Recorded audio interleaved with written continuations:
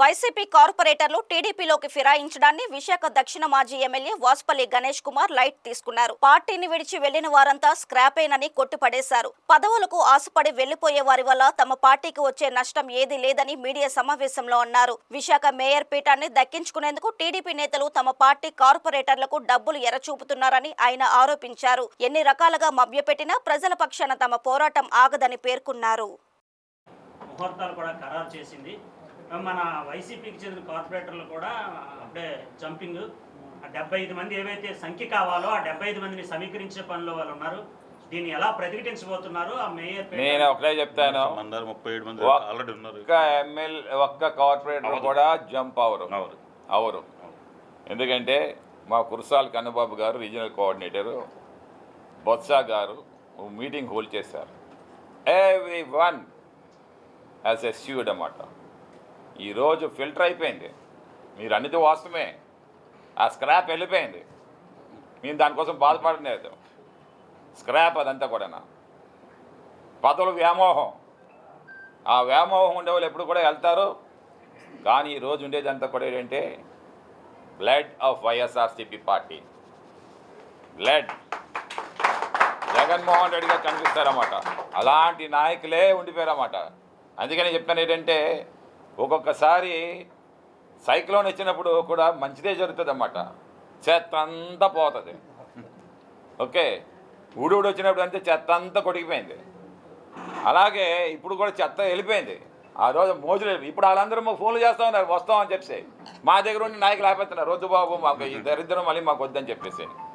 Okay, సరే ఇంకోటి ఏంటంటే పీలా శ్రీని గారు ఉన్నారు, ఫ్లోర్ లీడరు. అతని అంబిషన్ ఈ wants to become mayor. Okay, Chandrababu Naidu హయాంలో ఇంకా అవ్వను అది డిసైడ్ అయిపోయాడు. అవడు.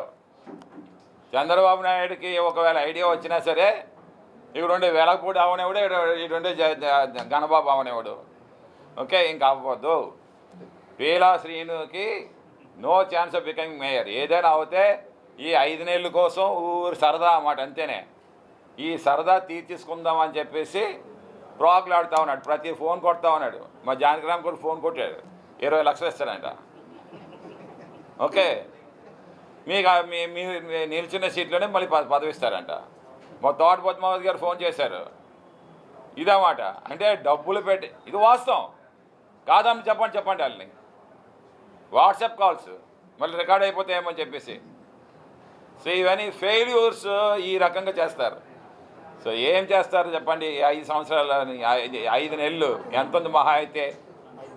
మమ్మల్ని వచ్చి అడిగితే, జగన్మోహన్ రెడ్డి గారిని వచ్చి అడిగితే టేక్ అని చెప్పేస్తారన్నమాట. Take it. మాకు గవర్నమెంటే లేనప్పుడు మాకెందుకు ఇలాడు అని చెప్పేసి ఈరోజు ప్రతిది కూడా మా కార్పొరేట్ల యొక్క వర్క్స్ అన్నీ అడ్డుకుంటున్నారన్నమాట. ప్రతి కార్పొరేటర్ కూడా మా యొక్క కార్పొరేటర్ పనులన్నీ అడ్డుకుంటున్నారు. వాళ్ళకి కేటాయించిన ఏదైతే ఫండ్స్ ఉన్నాయో ఆ ఫండ్స్ అన్నీ కూడా ఆపుతా ఉన్నారన్నమాట. మా కార్పొరేట్ అందరికీ కూడా చెడ్డ పేరు రావాలని చెప్పి చూస్తూ ఉన్నారన్నమాట. అయినా కానీ ఫైట్ చేస్తూ ఉన్నారు కౌన్సిల్లోని. గ్రేట్ లీడర్షిప్ చూపిస్తూ ఉన్నారు, గట్స్ చూపిస్తూ ఉన్నారు. ప్రజల దగ్గరికి ఎప్పుడో వెళ్ళి నిరంతరం ప్రజలతో ఉంటున్నారన్నమాట. టీడీపీ వాళ్ళు ఎక్కడ ఉండగలుగుతున్నారు? కబ్జాలు స్టార్ట్ చేశారు వాళ్ళు ఇప్పటికే. ఇవన్నీ కూడా ప్రజలు గ్రహిస్తూ ఉన్నారు.